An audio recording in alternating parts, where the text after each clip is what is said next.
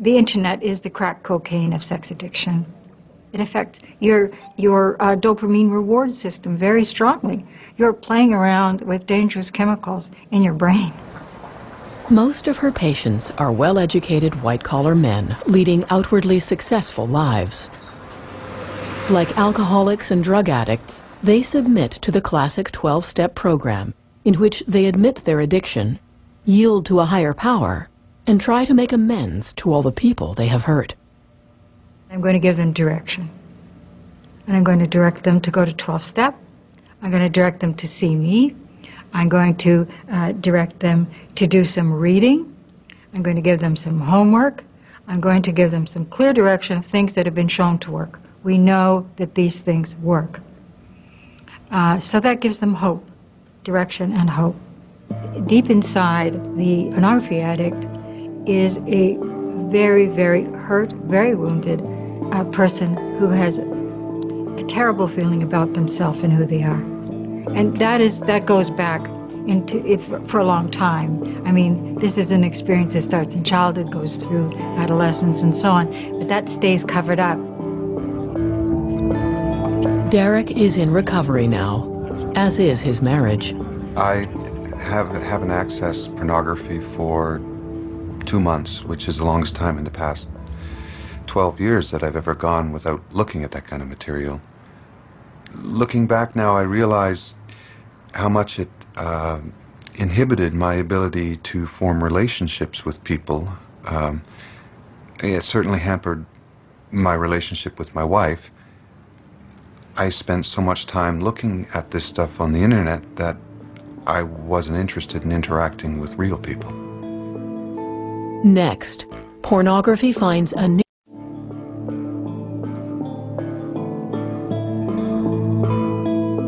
There are very few people around the world researching the effect of internet porn on children. Sonia Thompson's spell at the Film Classification Board prompted her to spend 2 years crisscrossing rural Alberta for her master's thesis on how much kids consume porn. Her results were stunning. By the time that kids in Alberta are 13 and 14 years old, 75% of them have seen pornography online. And fully 1/3 of all the boys in grade 8 who participated in the study had seen internet porn too many times to count. With more and more kids viewing porn on the internet, you'd think universities and governments would be anxious to know the impact pornography is having on their emerging sexuality. But when it came to furthering her own research, Sonia felt like a whistleblower among the deaf. I had been hopeful that I would get some private funding to continue this research, but it doesn't look like that's going to happen. I got turned down by every single teachers' conference that I applied to speak at. I approached every single school superintendent in the province, and I got some interesting replies. One to give me permission because he was worried that if kids were filling out a questionnaire where they reported on their use of pornography, or where they were asked to report on that it would encourage kids to get online and look for porn.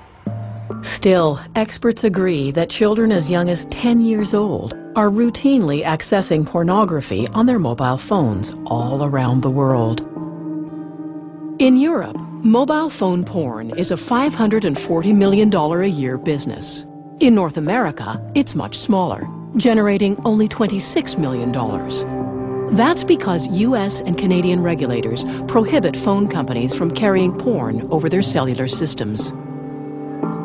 But as everyone, especially the young, move entirely over to wireless internet access on their phones, porn is now available to them anywhere, anyplace, anytime.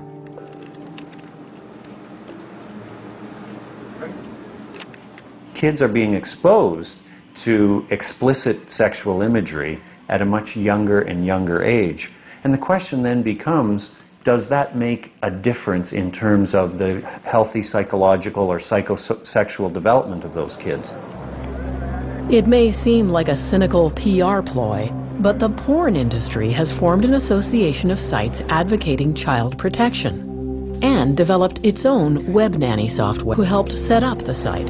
He says, of course, there's Very concerned that so many children get their first education about sexuality through adult materials that they find online or shared with them by other children. I think this is a problem that needs to be appropriately dealt with. I think that the appropriate way to deal with it is through technological means. Recently, in the police investigated a group of teenage babysitters on their 8-year-old charges. The police and the community say they solved the problem quietly through the juvenile criminal justice system. But it was reported that the babysitters had gotten their idea from hardcore porn on their parents' unblocked satellite TV. And then there are teenage girls who feel pressured to have porn star sex with their boyfriends. Inspired, presumably, by the pornographic tendencies of their role models. If we don't get the feeling back into relationships, we're going to lose a generation of relationships. There are going to be more broken relationships. There's going to be more violence in relationships. There's going to be more loneliness will escalate. British psychotherapist Frances Emilius has studied the impact of porn. Men keep on going back to it. One of the reasons they keep on going back to it is that it isn't working. That's the odd thing. It doesn't actually satisfy. You keep on having to do exactly the same thing over and over and over again because it's not touching the heart. I think that the web itself leads to a lot of addiction and leads to a lot of depression. And the depression and the addiction comes because people aren't getting satisfied with real interactions. Their brain just doesn't get the proper biological feedback that it needs to say, I have made a connection, I did do something, I've met people and I have friends. When we return, porn futurist Brian Schuster sees a day when cybersex will be therapeutic, not addictive.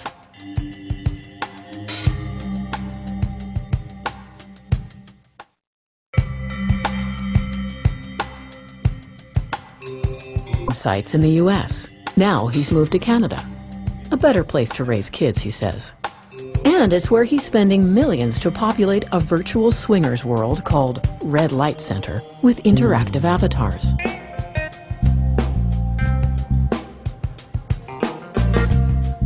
Red Light Center is a virtual world. Everybody that you meet and every situation that you